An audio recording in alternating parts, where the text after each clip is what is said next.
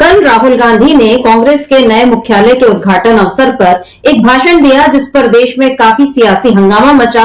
राहुल गांधी पर बीजेपी के हमले इस भाषण के बाद और तेज हो गए और जेपी नड्डा ने तो इसे यहां तक ये कह दिया कि राहुल गांधी ने जो कुछ कहा वो कांग्रेस की घिनौनी संस्कृति, इतिहास, इन सब की बात जेपी नड्डा ने की और ये भी कहा कि राहुल गांधी का संबंध जो है वो नक्सलियों से है और देश विरोधी ताकतों से है। तो राहुल गांधी पर उन पर निशाना साधने का कोई मौका बीजेपी ने नहीं छोड़ा इस भाषण के बाद, लेकिन राहुल गांधी ने इस भाषण में जो बातें कही वो अब सही होती नजर आ रही हैं, या ये कहें कि जो राहुल गांधी ने दावा किया था वो दावा काफी हद तक सच होता दिख रहा है। आपको बता दूं कि कल राहुल गांधी ने जब भाषण दिया तो उसमें उन्होंने ये भी कहा कि अब हम केवल भाजपा और आरएसएस से नहीं लड़ रहे हैं, हम इंडियन स्टेट, और इंडियन स्टेट का मतलब भारत सरकार, और भारत सरकार यानी जिस पर इस समय राहुल गांधी के मुताबिक पूरी तरह से आरएसएस का कब्जा हो चुका है और आरएसएस की जो संघ की जो विचारधारा है उसके हिसाब से सारी संस्थाओं को चलाया जा रहा है और उसके हिसाब से ही सारे गलत काम हो रहे हैं और पूरी डेमोक्रेसी को और संवैधानिक संस्थाओं को खत्म करने का काम हो रहा है, ये राहुल गांधी ने कहा था। और राहुल गांधी ने जब ये कहा कि इंडियन स्टेट, तो उस पर उनके ऊपर देश विरोधी ताकतों के साथ काम करने का आरोप लगा। लेकिन राहुल गांधी ने अपने भाषण में ये भी बताया था कि किस तरह से चुनाव आयोग पारदर्शी तरीके से काम नहीं कर रहा है और इसके उदाहरण के लिए उन्होंने महाराष्ट्र और हरियाणा चुनाव का नाम लिया। फिर ये बताया कि जब हम लिस्ट मांगते हैं वोटर की तो वो लिस्ट भी हमको नहीं दी जाती। तो ये पूरी बातें राहुल गांधी ने कल कही जिस पर बीजेपी ने एक दो हिस्से को लेकर उन पर हमला बोला, लेकिन जो बाकी बातें कही उसके बारे में बीजेपी कुछ नहीं बोल रही। और अब जो खबरें आ रही उसमें ऐसा लग रहा है कि राहुल गांधी की कई बातें सच हो रही हैं, क्योंकि चुनाव आयोग को लेकर जो दावा किया और इधर खबर आई कि दिल्ली में हाँ रहिएगा, नमस्कार लाइव चुनाव आयोग के एक जो जिला अधिकारी है, निर्वाचन अधिकारी, उनके ट्विटर हैंडल से एक रिपोस्ट हुआ है और वो रिपोस्ट किसका है? बीजेपी की एक पोस्ट का है। तो बीजेपी की पोस्ट को चुनाव आयोग का अधिकारी रिपोस्ट कर रहा है। इसका मतलब है कि चुनाव आयोग और बीजेपी में कहीं ना कहीं कोई मिली भगत है, क्योंकि ये केवल संयोग नहीं हो सकता कि ईवीएम का जब परीक्षण किया जाए और बटन दबाई जाए तो कमल की ही पर्ची निकले। चुनाव आयोग का अधिकारी अगर किसी पोस्ट को रिपोस्ट कर रहा है तो वो बीजेपी की ही पोस्ट होती है। क्यों बाकी दलों पर चुनाव आयोग की ये नजर इनायत नहीं होती है? क्यों चुनाव आयोग केवल बीजेपी के लिए काम करता हुआ दिखाई दे रहा है? ये सारे सवाल इस वक्त दिल्ली चुनाव के पहले उठने लगे हैं और ऐसे में राहुल गांधी की जो बात है वो काफी हद तक सही नजर आ रही है। आपको मैं बता दूं कि राहुल गांधी का जो दावा था, उधर आम आदमी पार्टी भी लगातार चुनाव आयोग पर हमलावर है और जो निर्वाचन अधिकारी पर जो जिनके रिपोस्ट पर सवाल उठा उस पर संजय सिंह ने तंज कसा और उसके बाद चुनाव आयोग ने उस पोस्ट को हटाया और ये कहा कि वो गलती से रिपोस्ट हो गया था।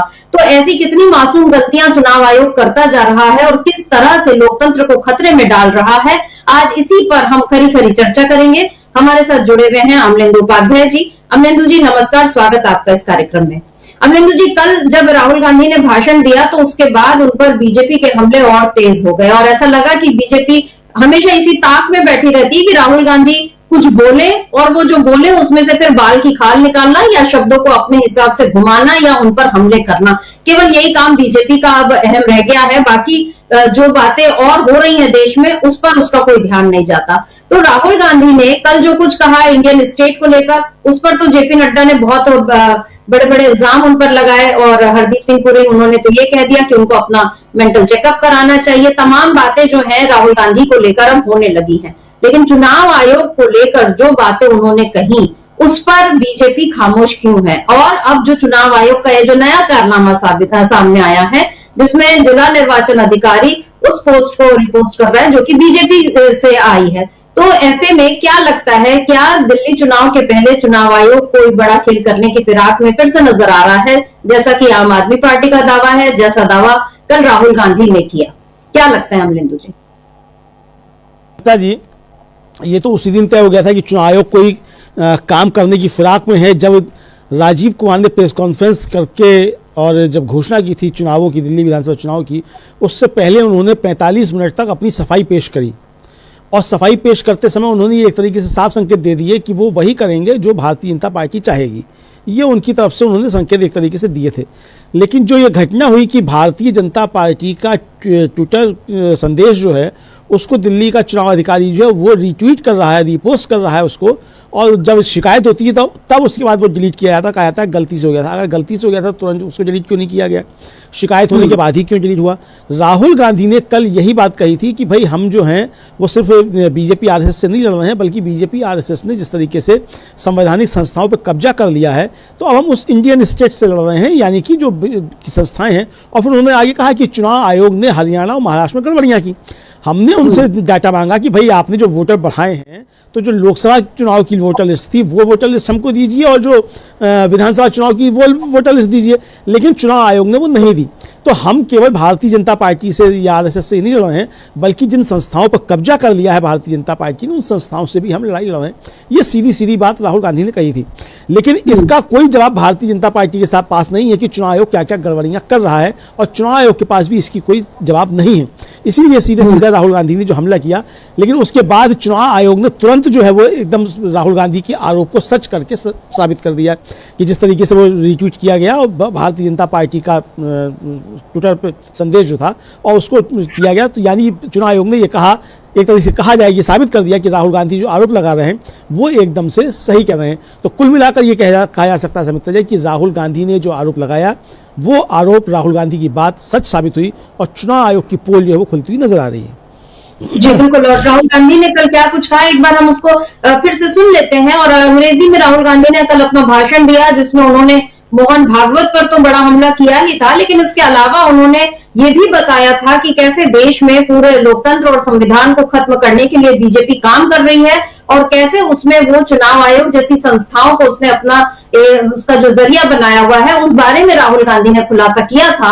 और उस खुलासे पर बीजेपी क्यों खामोश है, ये भी अब सोचने वाली बात है, क्योंकि जब राहुल गांधी की एक बात का वो जवाब दे सकती है तो दूसरी बात पर भी उसकी कोई प्रतिक्रिया आनी चाहिए। लेकिन बीजेपी यहाँ अपनी प्रतिक्रिया भी सुविधा के हिसाब से देती हुई दिखाई दे रही है। तो क्या कुछ कहा है राहुल गांधी ने, एक बार उसको सुनते हैं और उसके बाद ये देखते हैं कि क्या है संजय सिंह का वो ट्वीट जिस पर चुनाव आयोग जो है उसको शर्मिंदा होना पड़ा और उसको अपना ट्वीट जो है वो हटाना पड़ा। पर पहले सुन लेते हैं राहुल गांधी की वो बात।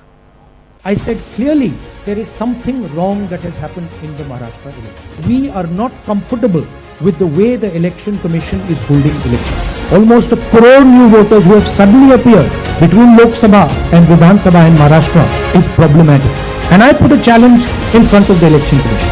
And I said clearly to the election commission that it is your duty to make the voter list transparent to the opposition. We said clearly we want to see if they were to give us that data, the problem would be solved. Because we would know for sure whether there is a problem in Maharashtra or not. But I would like to state to this meeting that the election commission has refused to give us that info.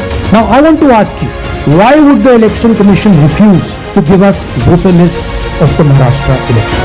What purpose is served by not giving us and the rest of the opposition the voter list? Why will it damage the election commission to give us this? And why are they not giving us this? It is the duty of the election commission to provide transparency in elections. If there is a 1 crore increase in voters between Maharashtra, Lok Sabha and Vidhan Sabha, it is the duty and the sacred responsibility, and we might find it very difficult to accept this because we are the people who have put in place the election. And this is something every congressman and every opposition person has to keep in mind.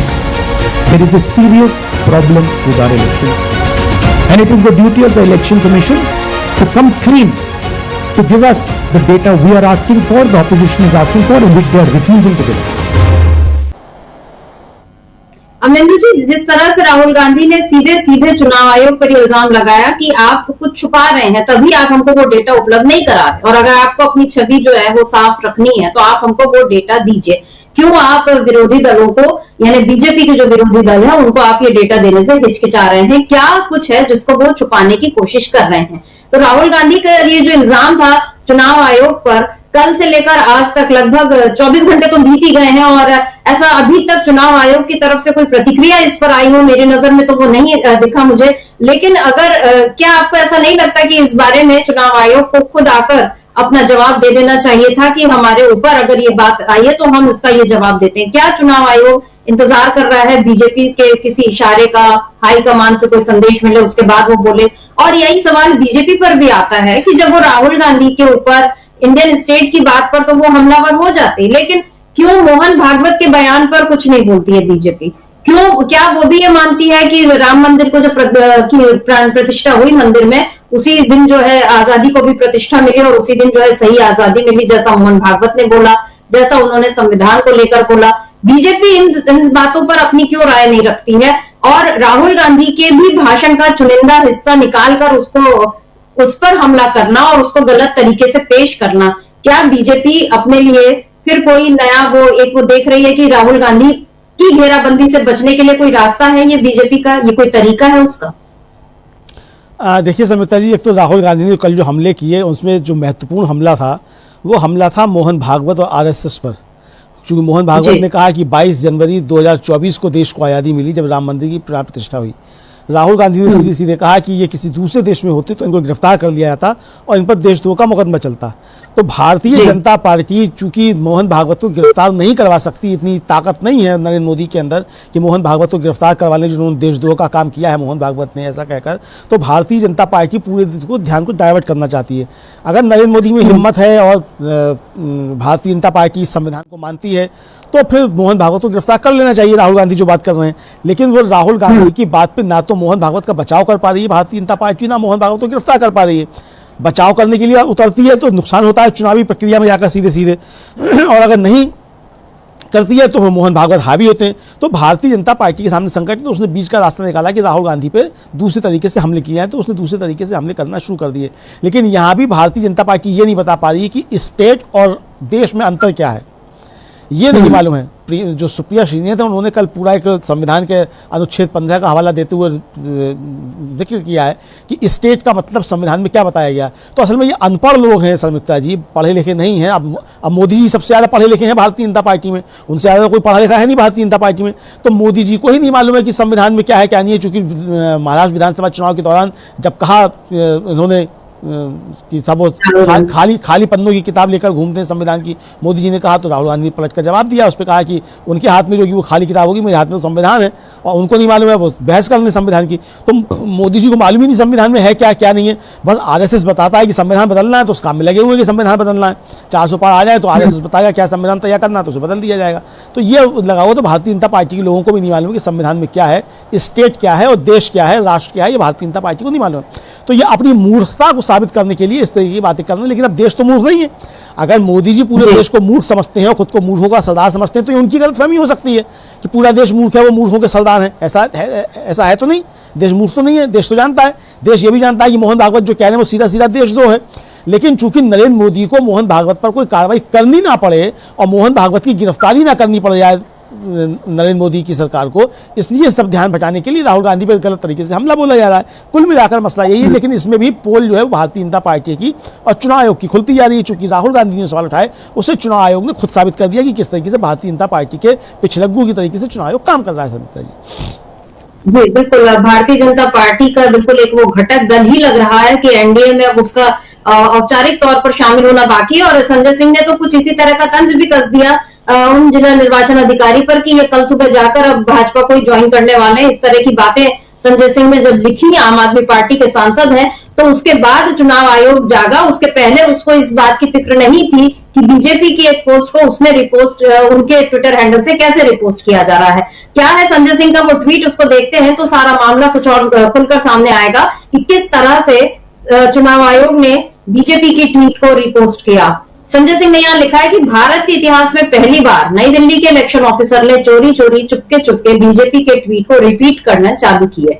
अब नई दिल्ली विधानसभा के जिला निर्वाचन अधिकारी कह रहे हैं, जब प्यार किया तो डरना क्या। जिला निर्वाचन अधिकारी ने अब बीजेपी ज्वाइन करके खुलेआम प्रचार करने का निर्णय लिया।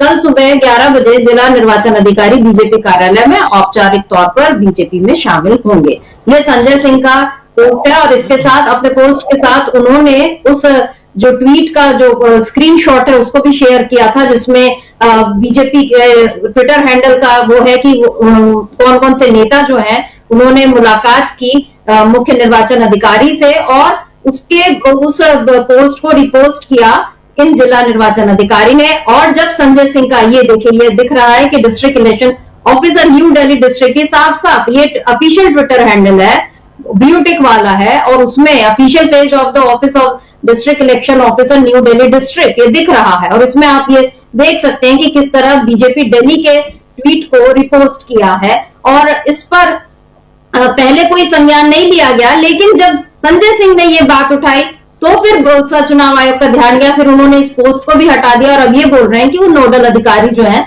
वो सोशल मीडिया सेल का जो देखते थे उनको हटा दिया गया।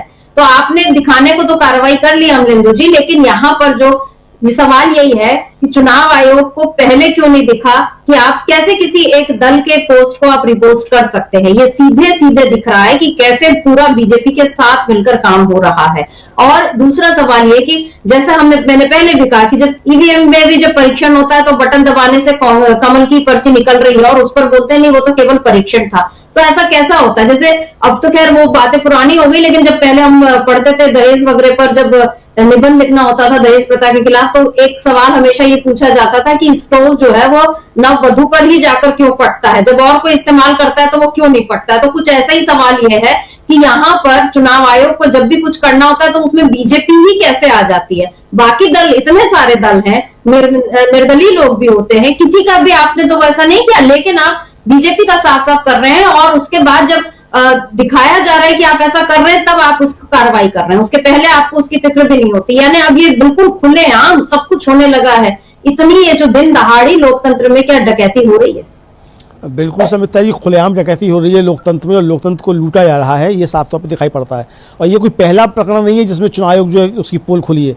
आपको याद होगा कि लोकसभा चुनाव के दौरान कुरुक्षेत्र से ही आम आदमी पार्टी के जो प्रत्याशी थे उन्होंने चुनाव आयोग की वेबसाइट पे परमिशन के लिए डाला था, और उसके जवाब में भद्दी भद्दी गालियां लिख करके वहां दी गई, और उसके बाद फिर कहा गया कि साहब वो सोशल मीडिया जो कंपनी चला रही थी उसको हटा दिया गया। अरे भाई, ये सोशल मीडिया चलाने वाली कंपनियां जो है बीजेपी की ही क्यों होती है फिर जी?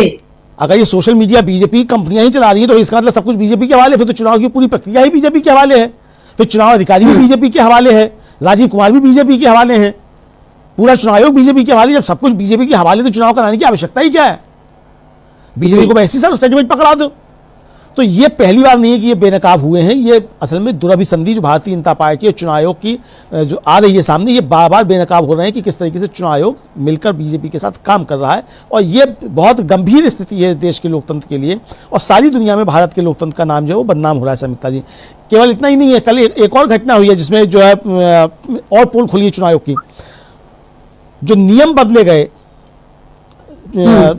चुनाव आयोग के, जो धारा 93(1)(a) है उसके जो बदले गए कि नहीं दिया जा सकता, डाटा नहीं दिया जा सकता, इसको लेकर इस पर जयराम रमेश ने सुप्रीम कोर्ट में अर्जी लगाई थी, और उस पर सुनवाई हुई है, और उस पर चुनाव आयोग को नोटिस इशू कर दिया गया कि आप अपना जवाब दीजिए। समिता जी, ये साफ समझ में आ रहा है कि जो यानी 4.5 लाख के आसपास रुपया जो है प्रत्याशियों ने जमा कर दिया है, प्रत्याशी ने ईवीएम काउंट कराने के लिए, और उसके बाद फिर आप ईवीएम काउंट कराते तो कहती है वो डाटा तो डिलीट कर दिया, मॉक पोल के डाटा से आप कर लिए। अरे डाटा आपने डिलीट कैसे कर दिया?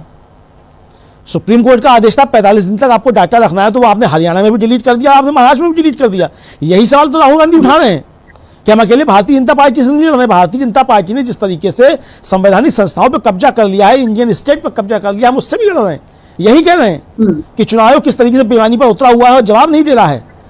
ये राहुल गांधी साहब उठाए तो चुनाव आयोग, और एक तरह से कहा जाए कि भारतीय राज्य व्यवस्था जो है, मतलब जो संवैधानिक संस्थाएं हैं, वो किस तरीके से बेनकाब हो रही है, किस तरीके से भारतीय जनता पार्टी ने उस पर कब्जा किया हुआ है, ये चीजें अब देश के सामने आ रही हैं, और राहुल गांधी इस बात को खुलकर कह रहे हैं। समिता जी जी बिल्कुल, और अभी आपने जिस बात का जिक्र किया तो हम अपने दर्शकों को बता दें कि अभी दिसंबर में केंद्र सरकार, मतलब ये संसद में उन्होंने ये नियम बदल दिया, संशोधन किया। चुनाव संचालन नियम 1961 का जो नियम 93(2)(a) उसको संशोधित किया था, और उसके मुताबिक ये था कि अब जो भी कागजात या दस्तावेज जो मांगे जाते हैं तो उसमें प्रतिबंधित, यानी जो भी इलेक्ट्रॉनिक डेटा जो है वो हम नहीं दिखाएंगे। और उसके लिए हवाला ये दिया गया था, तर्क ये था कि जब 1961 में जब ये नियम बने तब तो इलेक्ट्रॉनिक डेटा, यानी तब न सीसीटीवी होते थे, न ईवीएम होती थी, ये सारी चीजें नहीं होती थी, तो वैसा कोई डेटा होता ही नहीं था, तो इसलिए हम उसको नहीं दिखा सकते। और ये संशोधन भी उस समय किया गया जब Haryana, Punjab and Haryana high court में वहां से ये आदेश हुआ था कि आप जो मेरा ख्याल है वकील नाम है मेरे जहन से उतर रहा है इस समय, उनकी महमूद प्राचा की याचिका पर पंजाब हरियाणा हाईकोर्ट ने ये आदेश दिया था चुनाव आयोग को कि आप ये डेटा उनको उपलब्ध कराइए। तो इस बीच चुनाव आयोग ने सिफारिश कर दी केंद्र सरकार से और केंद्र सरकार ने आनंद फानन में ये संशोधन भी कर दिया। ये पूरा समझ में आता है खेल कि किस तरह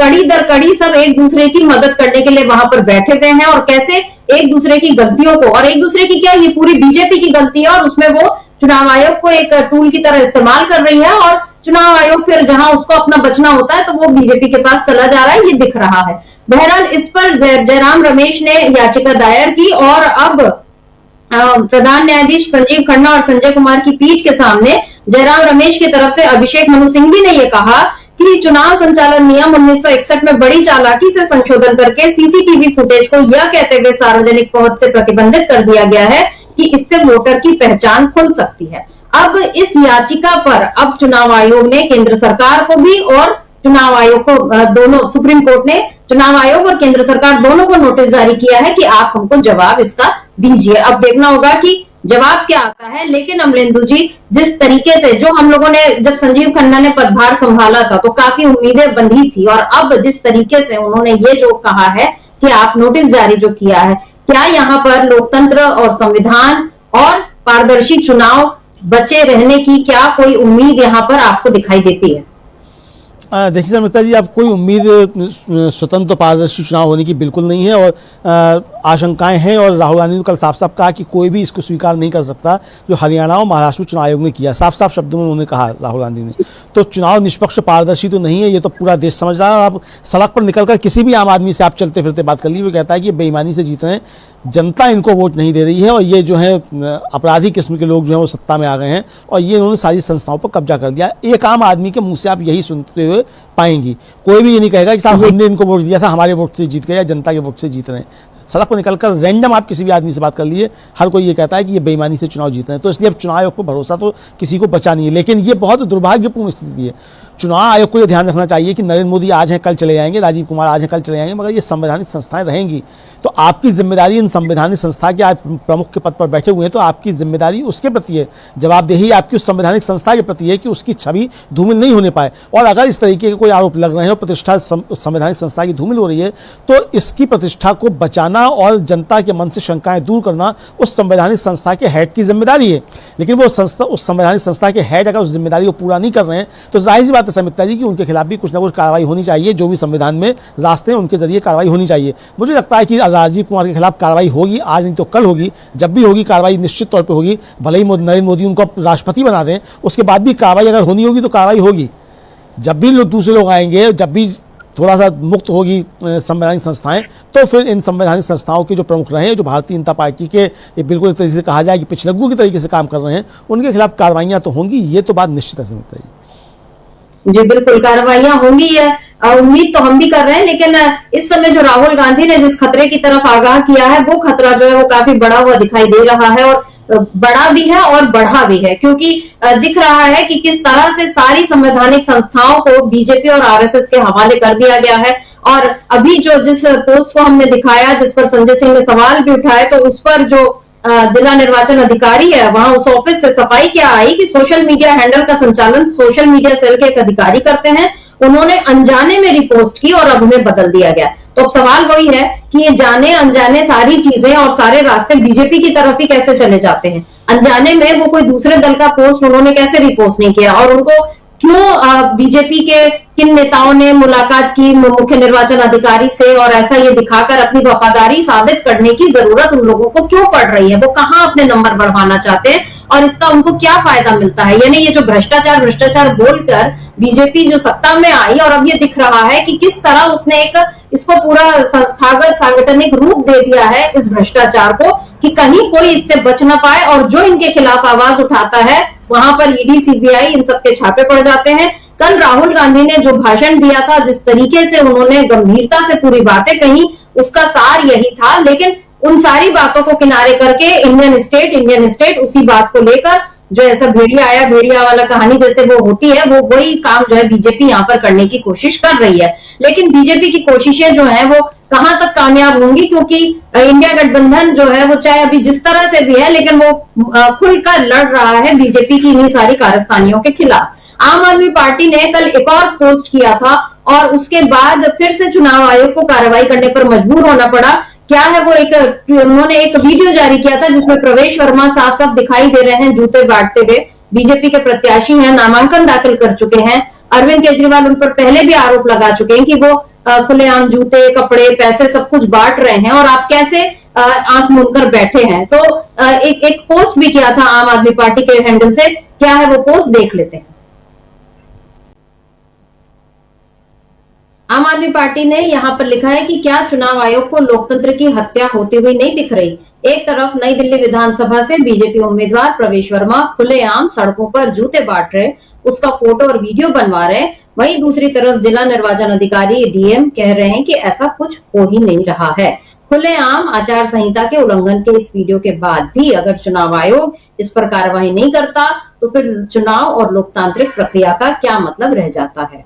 यह आम आदमी पार्टी के ट्विटर हैंडल से कल ये हुआ था पोस्ट, और जब ये पोस्ट हुआ, प्रवेश वर्मा का वो जो वीडियो है उसको जारी किया गया, तो उसके बाद अब चुनाव आयोग ने इस पर कार्रवाई की है और उनको नोटिस जारी किया है। ये सब हुआ है, पर अमलेंदु जी सवाल यही है कि जो चीजें आम आदमी पार्टी पोस्ट कर सकती है, जो वीडियो आम आदमी के पास है, वो इस समय चुनाव आयोग के पास क्यों नहीं है। चुनाव आयोग के पास इस समय दिल्ली में आचार संहिता लागू है और इस समय पूरा एक तरह से प्रशासन जो है वो चुनाव आयोग के निगरानी में है और उसको ध्यान देना चाहिए कि कहां कैसी आचार संहिता का उल्लंघन हो रहा है। लेकिन यहाँ पर शिकायत करने के बाद ही कार्रवाई करने का ख्याल क्यों आता है, क्यों ये चीजें पहले नहीं नजर आती, या चुनाव आयोग जानबूझकर आंखें मूंदकर बैठा हुआ है। देखिए समिता जी, बिल्कुल साफ है कि अगर ये वीडियो और प्रवेश वर्मा क्या कर रहे हैं इसकी जानकारी अगर आम आदमी पार्टी को, आम आदमी पार्टी वीडियो ले सकती है उसका, तो चुनाव आयोग के पास क्यों नहीं सवाल तो उठता है। जबकि चुनाव आयोग को जो इसकी वीडियोग्राफी कराता है, अब समझ में आ जाना चाहिए कि चुनाव आयोग इलेक्ट्रॉनिक डाटा देना क्यों नहीं चाहता। नियमों में बदलाव क्यों किया, ताकि ये नियमों में बदलाव इसलिए किया गया है कि बीजेपी जो इस तरीके के कुकर्म कर रही है वो सारे कुकर्म भी उन इलेक्ट्रॉनिक डाटा में होंगे, तो वो कैसे दे दे चुनाव आयोग। भाई चुनाव आयोग के पास होगा कि प्रवेश वर्मा बांट रहे हैं, लेकिन वो अब अगर अरविंद केजरीवाल मांग लें कि भाई ये बांट रहे हैं पैसा तो आप ये वीडियो दे दीजिए, तो चुनाव आयोग कैसे दे देगा अरविंद केजरीवाल को वीडियो। इसीलिए नियमों में बदलाव किया गया ताकि भारतीय जनता पार्टी जो कुकर्म करती है वो किसी भी तरीके से इलेक्ट्रॉनिक डाटा नहीं पहुंच पाए। राहुल गांधी ने सीधा सीधा सवाल उठाया कि भाई आपने 1 करोड़ मतदाता बढ़ा दिए चुनाव, लोकसभा चुनाव से लेकर विधानसभा चुनाव के बीच में, तो कौन से मतदाता थे, उनका नाम पता तो बताओ, तो बढ़ा दिए गए, तो क्यों नहीं दे रहे हो। इसीलिए चुनाव आयोग नहीं दे रहा है। तो ये इसीलिए चुनाव आयोग ने जो नहीं दिया ये समझ में आ रहा है। और जाहिर सी बात है समिता जी कि अगर शिकायत करने के बाद कार्रवाई हो रही है तो शिकायतकर्ता के कहने पर आप कार्रवाई कर रहे हैं। चुनाव आयोग ने खुद क्या एक्शन लिया प्रवेश वर्मा के ऊपर, सवाल ये, नोटिस आपने जारी कर दी, नोटिस की, नोटिस जवाब दे देंगे चुनाव के बाद में। आपको याद होगा कि उत्तर प्रदेश में मंत्री हुआ करते थे लालजी टंडन, और उनके समय भी एक घटना हुई थी, साड़ी बांटे थे, उसमें भगदड़ मच गई थी, कई महिलाएं उसमें दबके मर गई थी। तो उसमें उन पर एफआईआर दर्ज हुई थी, चुनाव आयोग ने एफआईआर दर्ज कराई थी। उसके बाद में मुलायम सिंह यादव की सरकार बनी तो उसने वो वापस ले लिया था। लेकिन यहाँ तो चुनाव आयोग नोटिस इशू कर रहा है, इस पर एफआईआर दर्ज होनी चाहिए थी, गिरफ्तारी होनी चाहिए थी कि आप आचार संहिता जो है, चुनाव आचार संहिता, उसका खुल्ला उल्लंघन कर रहे हैं, आप पैसे से वोट खरीदने की आप कोशिश कर रहे हैं, लोकतंत्र के साथ आप बदमाशी कर रहे हैं, तो इस पर तो गिरफ्तारी होनी चाहिए थी। आप नोटिस इशू कर रहे हैं चुनाव आयोग के साथ, ठीक है जवाब दे देना, नोटिस पहुंच गया, अब जवाब दे देना, और अभी बांटते रहो पैसा, बांटते रहो इसी तरीके से कंबल और इसी तरीके से साड़ियाँ बांटते रहो। तो चुनाव आयोग की पोल लगातार खुल रही है, पर क्या चुनाव आयोग को थोड़ी बहुत शर्म लिहाज है कि नहीं है कि जनता क्या कर रही है, जनता देख रही है ना सब कुछ कि चुनाव आयोग किस तरीके से मौन बैठा हुआ है। ये उस चुनाव आयोग के जो हेड हैं उनकी जिम्मेदारी बनती है कि इस तरीके की चीज़ें रोकी जाएं, चुनाव स्वतंत्र, निष्पक्ष और पारदर्शी हो, ये जिम्मेदारी चुनाव आयोग की है और उसको ये जिम्मेदारी अपनी निभानी पड़ेगी। जी बिल्कुल, चुनाव सही तरीके से करने की जिम्मेदारी चुनाव आयोग की है। इसी उम्मीद से चुनाव आयोग का गठन भी हुआ था और इसी पर वो काम भी करता है, और अब तक जितने भी निर्वाचन अधिकारी रहे उन सबने कमोबेश अपनी जिम्मेदारी को पूरा ही किया और जो सवाल उठे उनका जवाब भी दिया। लेकिन हम ये पहली बार देख रहे हैं कि यहाँ पर सवाल उठने के पहले ही शायरियां सुनाकर उन सवालों को भटका दिया जाता है। चुनाव आयोग ये जो काम कर रहा है बिल्कुल बीजेपी की तर्ज पर करता हुआ दिखाई दे रहा है। क्योंकि हम देखते हैं कि जहां कोई मुद्दे की बात उठाता है वहां बीजेपी उसको भटका देती है। चाहे अभी ये राहुल गांधी का भाषण हम देख लें, चाहे हम लोकसभा में देखें कि किस तरह से मोदी ने मंगलसूत्र और भैंस चोरी करना और तमाम उल्टी पुल्टी बातें जो हैं उस समय बोली कि सावन में मीट मछली खाते हैं, जो जिन बातों का जनता से कोई उसके रोजमर्रा के जीवन से कोई वास्ता नहीं है, उसका सीधा असर नहीं पड़ता, वो सारी बातें मोदी बोलते रहे। झारखंड चुनाव में हमने देखा किस तरह हेमंत सोरेन पर जबरदस्ती के लांछन जो है लगाने की कोशिश की और लगातार बीजेपी की तरफ से भड़काऊ बयान, भड़काऊ वीडियो सब जारी होते रहे और चुनाव आयोग ने कभी कोई इस पर कार्रवाई नहीं की। और यहाँ भी अभी हम देख रहे हैं अमलिंदु जी, दिल्ली में भी यही हाल अभी इस समय दिख रहा है। जिस तरह चुनाव मतलब राजीव कुमार ने पहले ही बोल दिया था कि कहीं कोई वो सवाल तो उठेंगे ही और जवाब देना लाजमी, और पता नहीं इसी तरह की क्या क्या बातें उन्होंने बोली, लेकिन उसमें जवाब कहीं भी नहीं मिला कि क्या आप निष्पक्ष चुनाव करा पाएंगे। और अभी ये दिख रहा है कि बिल्कुल निष्पक्षता से चुनाव नहीं हो रहे हैं। अरविंद केजरीवाल ने अभी जो प्रवेश वर्मा का मामला उठाया, पहले भी उन्होंने सवाल उठाए, वो लोग अपनी शिकायतें लेकर चुनाव आयोग भी गए थे और उन्होंने बताया था कि कैसे एक तो पूर्वांचलियों वाला जो मुद्दा उन्होंने उठाया, पूर्वांचली का मुद्दा नहीं था, वो मुद्दा ये था कि यूपी बिहार के लोगों को आप लाते हैं और फर्जी वोट बनवाते हैं। उस फर्जी वोट पर अभी चुनाव आयोग का क्या जवाब है, इसका कोई पता नहीं चल रहा है कि किस तरह से वो ये फर्जी वोटों को रोकेगी, इस बारे में अभी कुछ समझ में नहीं आ रहा है। और मुद्दे को पूरा भटका दिया कि अरविंद केजरीवाल ने पूर्वांचलियों का अपमान किया। अब इधर हम देख रहे हैं कि शहजाद पूनावाला वो अलग किस्म की भाषा बोल रहे हैं। तो दिल्ली में बीजेपी के खिलाफ जो है वो माहौल बनता हुआ दिखाई दे रहा है। हरियाणा में भी यही माहौल था, महाराष्ट्र में भी यही माहौल था, लेकिन मोदी जिस तरह से हरियाणा चुनाव के पहले चले गए, महाराष्ट्र चुनाव के पहले विदेश यात्रा पे निकल गए, और क्या उनको ये पता था कि मैं रहूं ना रहूं बीजेपी को यहाँ पे जीत मिलनी है? क्योंकि हमने देखा था कि कैसे मरकटवाड़ी का उदाहरण मैंने पहले भी दिया था कि वहां के लोगों को बैलेट पेपर से बाद में भी नहीं चुनाव करने दिए गए, रोक दिया गया कि नहीं तुम नहीं कर सकते, और भी जगहों पर इसी तरह से रोक दिया गया महाराष्ट्र में। तो अभी तक, और राहुल गांधी ने जो बात कही, हरियाणा और महाराष्ट्र की जो बीजेपी की जीत है वो संदिग्ध है, और अब दिल्ली में भी यही सवाल उठ रहा है। क्या आपको लगता है कि दिल्ली में भी बीजेपी उतनी निश्चिंत है कि चाहे जो हो जाए, चाहे उसके प्रवक्ता कुछ भी बोले, चाहे वो अपशब्द कहें किसी एक स्टेट के लोगों को, जाति विशेष के लोगों को, लेकिन जीतेगी बीजेपी ही? क्या ये मोदी मानकर चल रहे हैं, और क्या इसमें चुनाव आयोग पूरी मदद करता हुआ दिखाई दे रहा है? देखिए समिता जी की जो सबूत आ रहे हैं वो तो यही इशारा कर रहे हैं कि बीजेपी निश्चिंत है कि राजीव कुमार जो है वो चुनाव दिल्ली का जितवा ही देंगे। ये बीजेपी निश्चिंत नजर आ रही है, क्योंकि ये सीधे सीधे आरोप लग रहे हैं और चुनाव आयोग पर सवाल लगातार उठ रहे हैं। अब चाहे आम आदमी पार्टी हो, चाहे कांग्रेस हो, चाहे विपक्ष के और लोग हों, सब लोग चुनाव आयोग पर सीधे सीधे सवाल उठा रहे हैं कि किस तरीके से चुनाव आयोग भारतीय जनता पार्टी के लिए काम करते हुए दिखाई पड़ रहा है। और ये दिल्ली के चुनाव में भी दिख रहा है। इससे पहले भी अरविंद केजरीवाल ने बाकायदा प्रेस कॉन्फ्रेंस करके बताया कि किस तरीके से चुनाव आयोग जो है वो क्या क्या कर रहा है। वोटर लिस्टें बदली जा रही हैं, किस तरीके से नए नाम जोड़े जा रहे हैं, हटाए जा रहे हैं। एक एक सांसद के घर से 26-26 नाम जो है वो जोड़े जा रहे हैं। कहाँ से भाई 26-26 लोग एकदम से सांसद के आ गए? लोकसभा चुनाव में नहीं थे, लेकिन विधानसभा चुनाव में 26-26 लोग एक सांसद के घर से आ रहे हैं। वोटर लिस्टों में से नाम कटवाए जा रहे हैं। तो भाजपा का एक कार्यकर्ता जो है कई सौ नाम कटवाने के लिए एप्लीकेशन दे रहा है, फॉर्म 7 भर रहा है। तो भाई एक ही क्यों भर रहा है नाम कटवाने के लिए 700 नाम? और चुनाव आयोग कह रहा है कि हम सबको सूचित करते हैं जिसके नाम काटे जाते हैं, तो जिनके नाम कट रहे हैं उनको सूचना चुनाव आयोग क्यों नहीं दे रहा है? तो ये बहुत सारे सवाल जो है वो चुनाव आयोग के ऊपर लग रहे हैं। तो कुल मिलाकर समिता जी लगे रहा है कि भारतीय जनता पार्टी शायद राजीव कुमार पर ज़्यादा भरोसा कर रही है। मुझे लगता है ये कि नरेंद्र मोदी को अब अमित शाह पर भरोसा कम है, राजीव कुमार पर भरोसा ज़्यादा है। तो इसीलिए हो सकता है कि अब राजीव कुमार को राष्ट्रपति बना दिया जाए। भरोसा ज़्यादा है राजीव कुमार पर। चुनाव जब वो रिटायर होंगे तो उसके बाद उन्हें राष्ट्रपति बना दिया जाए। कुछ भी किया जा सकता है, मोदी जी हैं, कुछ भी कर सकते हैं, दिव्यात्मा हैं, कुछ भी कर सकते हैं। लेकिन राजीव कुमार को ये सोचना चाहिए, और जो चुनाव आयोग के अन्य अधिकारी हैं उनको ये सोचना चाहिए कि आपने जो शपथ ली है वो देश के संविधान की शपथ ली है, और आपका दायित्व जो है भारतीय जनता पार्टी या नरेंद्र मोदी के प्रति नहीं है। आपका दायित्व इस देश के प्रति, उस संविधान के प्रति है, उस संस्था के प्रति है जिस संस्था के आप हेड हैं या जिस संस्था के आप अधिकारी हैं। तो आपको काम अपने उस शपथ के अनुसार करना चाहिए और विचलित इधर उधर नहीं होना चाहिए। लेकिन यहाँ तो देख रहे हैं कि पूरे कुएं में भांग पड़ी हुई है। कभी किसी अधिकारी का आ जाता है, कभी किसी अधिकारी का आ जाता है। एक अधिकारी जो लिख कर दे देता है कि साहब आम आदमी पार्टी के लोग मुझसे पूछ रहे हैं कि नाम काटने के किसने दिए आपको फॉर्म, उनका नाम बताओ, हम तो नहीं जाएंगे साहब मुख्यमंत्री की बैठक में। जिलाधिकारी डीएम जो है वो कह रहा है मुख्यमंत्री की बैठक में नहीं जाएंगे। तो ये खुलेआम सरकार जो कोई घोषणा कर रही है और अधिकारी जो सरकार का ही वो विज्ञापन जारी कर देता है कि ये विज्ञापन तो झूठे हैं। तो ये सब जो देखने में आ रहा है, तो उससे लग रहा है कि पूरा जो राहुल गांधी कह रहे हैं कि पूरा इन्होंने संस्थानों पर कब्जा कर लिया है और लड़ाई केवल भारतीय जनता पार्टी आरएसएस से नहीं है, इन्होंने जिस तरीके से संस्थाओं पर कब्जा कर लिया है तो पूरी उन संस्थाओं से भी लड़ाई है। तो ये बात सच साबित होती हुई दिखाई पड़ रही है संगीता जी।